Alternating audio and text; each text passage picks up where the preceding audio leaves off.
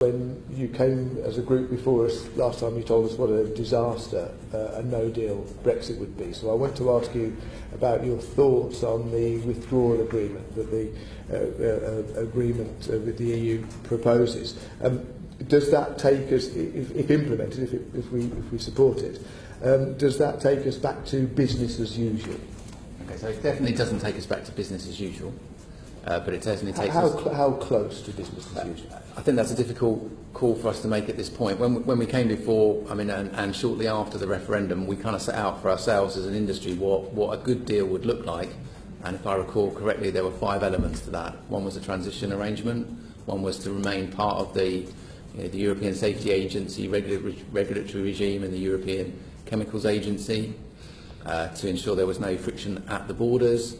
And to ensure that we had participation in major EU R&D programmes, particularly space ones, and to ensure we have access to the right pool of skills. Now, against most of those measures, possibly weakest around the access to skills, what we see in the withdrawal agreement and, more importantly, in the political declaration are things that reflect that language and reflect our priorities.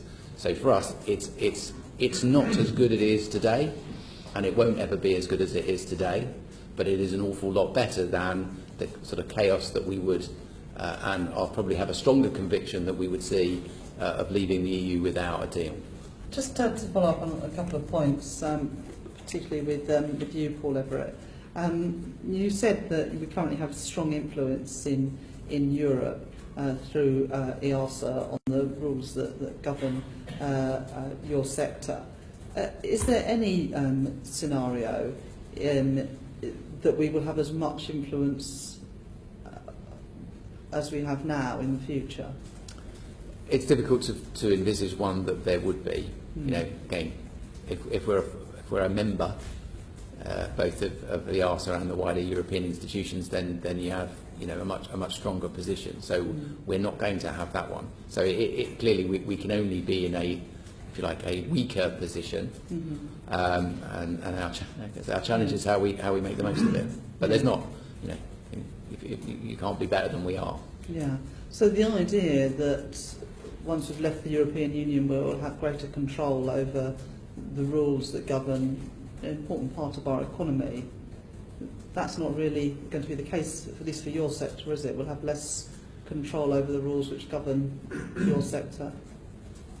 Yeah, I mean, again, the danger for the UK outside of the EU, it seems to me, is that, again, given the sort of US and Europe will be the ones where those, the international rules will kind of be developed on the leading edge of those, and we have to sell into those markets. So, irrespective of our position, we have to meet whatever the regulatory requirements are to sell into Europe or the US or other global markets.